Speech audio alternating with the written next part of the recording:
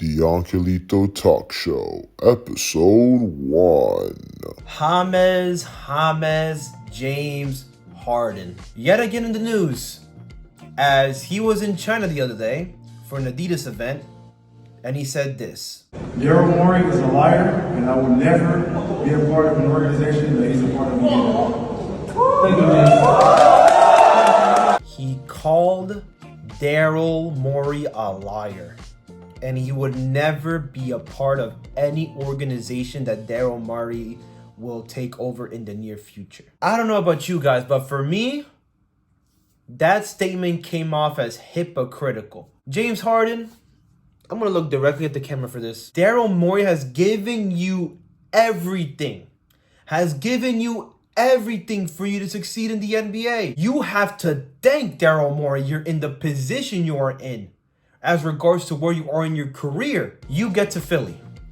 Philly fans are excited for you because they know they have an MVP in Joel Embiid, Ryman accidentally, and then they bring in a former MVP like yourself. You guys are the dynamic duo in Philly. You guys are going to tear stuff up. You guys are going to make it to the NBA Finals and hopefully bring home the Larry O'Brien Trophy to the Philadelphia 76ers and to the city of Philadelphia. Let's remember one thing, everybody out there that's watching. Do you guys remember last season, Game 7 of the Eastern Conference semifinals against Boston, where Jason Tatum went out for 51 points. Joel Embiid was a no-show, 17 points. James Harden, the same guy who calls Daryl Morey a liar, who seems ungrateful for whatever Daryl Morey has done for him, even though Daryl Morey is the only individual out there who would even advocate for this man because he allowed James Harden to be himself.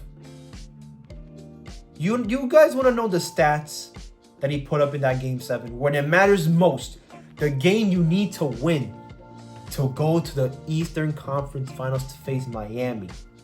You want to know the stats? Okay, I'll give it to you right now.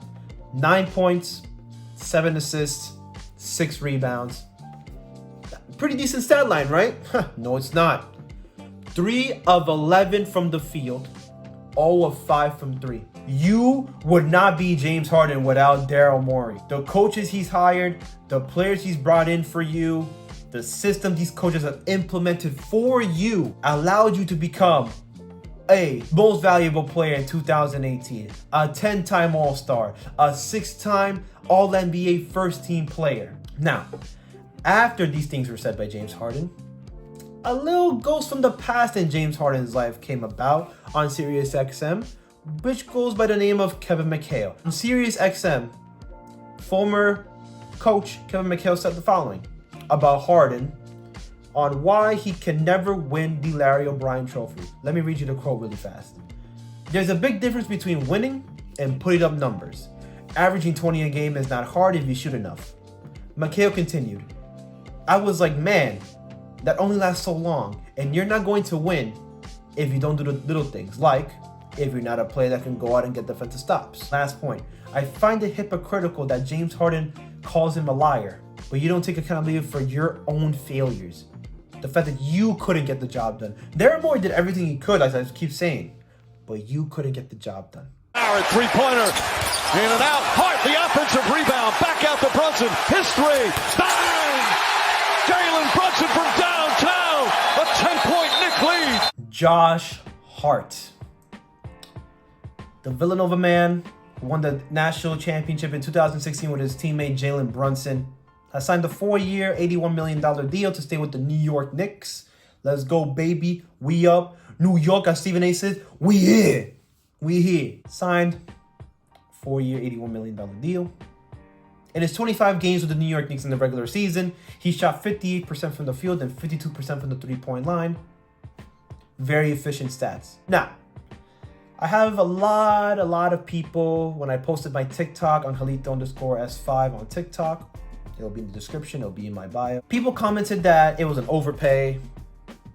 People commented that Immanuel Quickley's position could be in jeopardy because, Josh Hart and Immanuel Quickley have similar positions. Here's the thing that I'll say about the overpay thing. If you saw the impact Josh Hart made on that New York Knicks team, he is well worth $81 million across 4 years. He did not average 20, 25 points per game. He didn't. Instead, He gave you hustle on both ends of the court.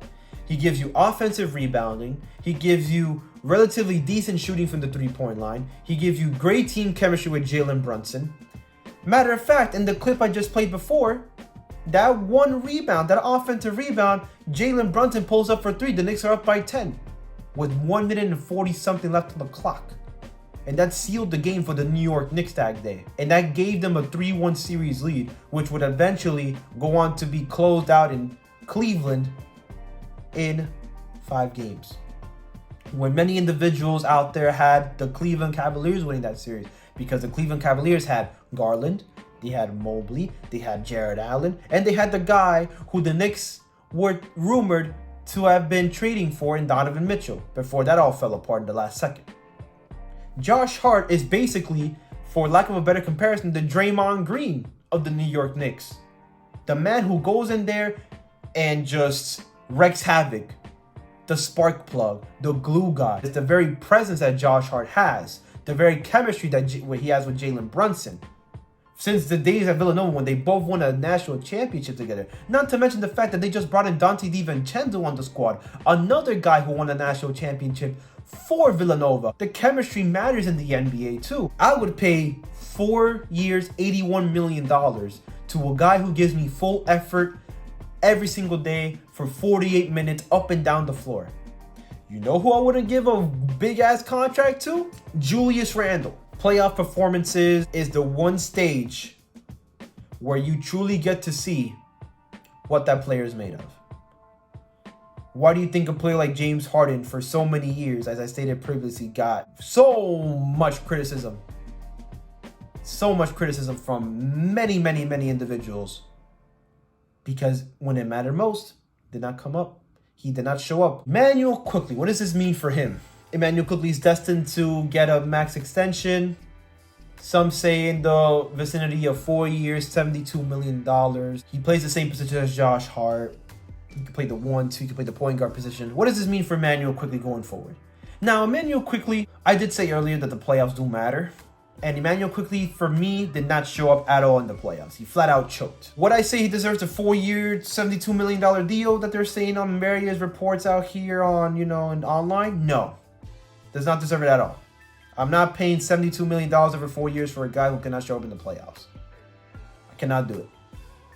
I would say this, if the New York Knicks make the playoffs next season and Immanuel Quickley has a breakout playoff run where he averages maybe 14 points per game, on 50% from the field, 39 from three-point range, I will give him that contract, no questions asked. But until that happens, he does not get that max deal. The 4-year, $72 million deal does not seem far-fetched, given the fact that I will make another comparison to a player that is similar in his position, Bogdanovich of the Atlanta Hawks in 2020. He actually signed a 4-year, $68 million deal. And if you ask me, between the two players, Immanuel Quickley or Bogdanovich, who would I rather have on my team? I would rather have Immanuel Quickley on my team. Personally, I would rather have Immanuel Quickley on the team. But does he deserve the 4-year, $72 million deal? No, he does not. Will the Knicks give it to him anyways? Yes, they will. Why? Because they're looking out for the future. He's a young player, he's a young asset. You can flip him for more assets in the future. But if he does really well, that 4-year, $72 million deal looks like a bargain. Same thing they did with Jalen Brunson. Well, in the eyes of many, he got overpaid.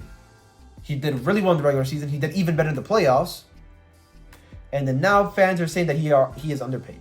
So, sometimes giving those contracts to these young players could work out for you in the end, because at the end of the day, they can be the ones that could prove you wrong. This is going to do it for the Angelito Talk Show. Thank you so much for joining me on this journey to hopefully become one day a massive TV personality on ESPN, just like Stephen A. Smith, just like Max Kellerman, being with the likes of Skip Bayless or Shannon Sharp. Skip. I am hoping one day I get to that level. Only you guys can make that happen. This has been episode 1 of the Angelito Talk Show with your boy Angelito, of course. Peace and love. Let's do this, baby. Yo!